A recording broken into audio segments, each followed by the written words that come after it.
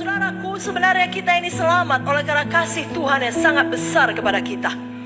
Biar saya bacakan sekali lagi buku Efesus 2 ayat 8-9 tadi. Sebab karena kasih karunia kamu diselamatkan oleh iman. Itu bukan hasil usahamu, tetapi pemberian Allah.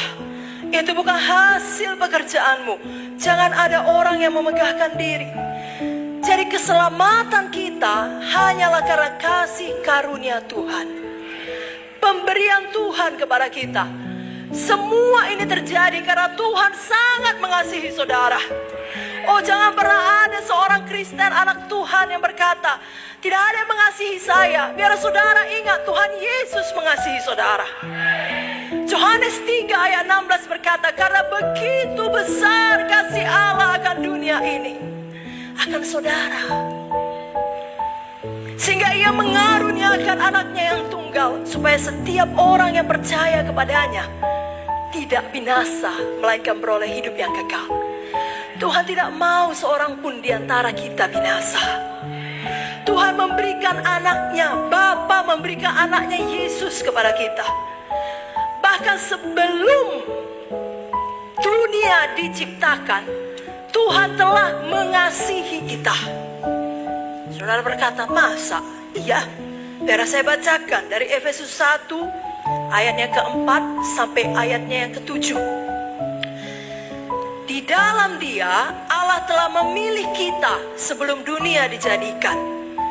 Jadi Tuhan telah memilih saya dan saudara sebelum dunia dijadikan, supaya kita kudus dan tidak bercacat di hadapannya. Dalam kasih Ia telah menentukan kita dari semula oleh Yesus Kristus untuk menjadi anak-anaknya sesuai dengan kerelaan kehendak-Nya, supaya terpujilah kasih karunia-Nya yang mulia yang dikaruniakannya kepada kita di dalam Dia yang dikasihinya.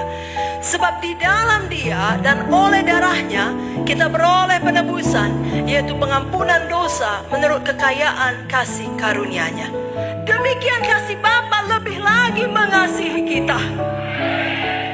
Bapa mengasihi saudara, mengasihi kita, mengasihi manusia, bahkan ketika kita masih di dalam dosa kita. Bapa sudah menyediakan anaknya Yesus untuk menebus dosa kita. Oh, hari ini terbukalah mata rohani kita untuk menyadari betapa luar biasa kasih Bapa. Kasih Bapa menyediakan penebus bagi kita. Roma 5 ayat 8 dikatakan, Allah menunjukkan kasih-Nya kepada kita oleh karena Kristus telah mati untuk kita ketika kita masih berdosa. Jadi belum pun kita bertobat, Tuhan telah mengasihi kita. Jadi sebenarnya kasih karunia Tuhan itu memang tidak dapat kita mengerti dengan pikiran kita. Harus kita terima dengan iman kita. Karena begitu luar biasa, tidak terjangkau sepenuhnya oleh pikiran kita. Efesus 3 ayat 18-19 mengatakan, aku berdoa supaya kamu bersama-sama dengan segala orang kudus dapat memahami betapa lebarnya dan panjangnya dan tingginya dan dalamnya kasih Kristus.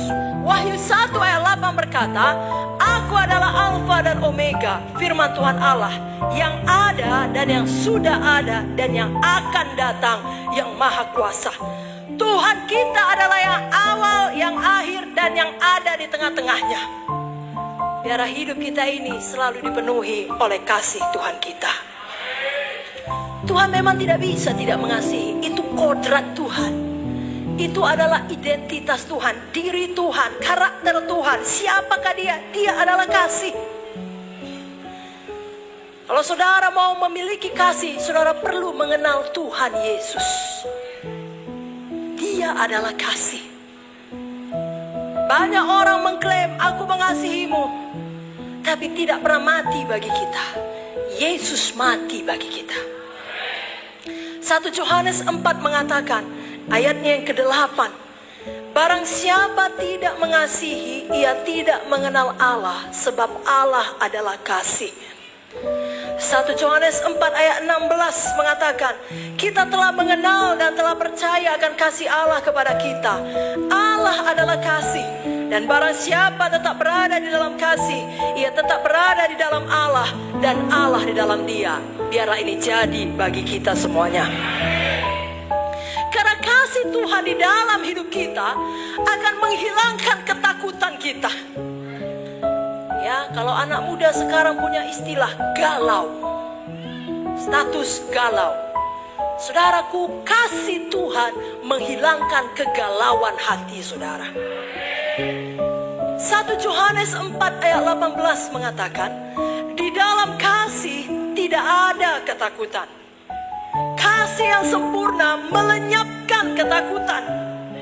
Sebab ketakutan mengandung hukuman, torment, ya, siksaan.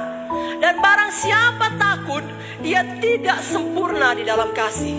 Bapak ibu saudara, jika kita mengenal kasih Tuhan, jika kita mengenal Tuhan, menerima kasihnya dalam hidup kita, itu akan membuat kita merasa teguh, tidak bimbang, percaya, merasa berharga dalam hidup ini. Jadi kapan ada ketakutan atau kekhawatiran menguasai saudara, melanda saudara sampai saudara panik, oh larilah kepada Yesus. Mohon kasih Yesus menenteramkan hati saudara.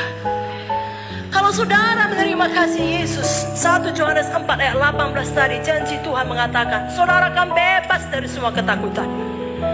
Rasa bimbang, rendah diri, tidak aman, gamang, ya, atau hidup dalam kekhawatiran. Jelas 1 Yohanes 4 ayat 18 tadi mengatakan, kasih yang sempurna melenyapkan ketakutan. Kasih Yesus bagi kita sempurna.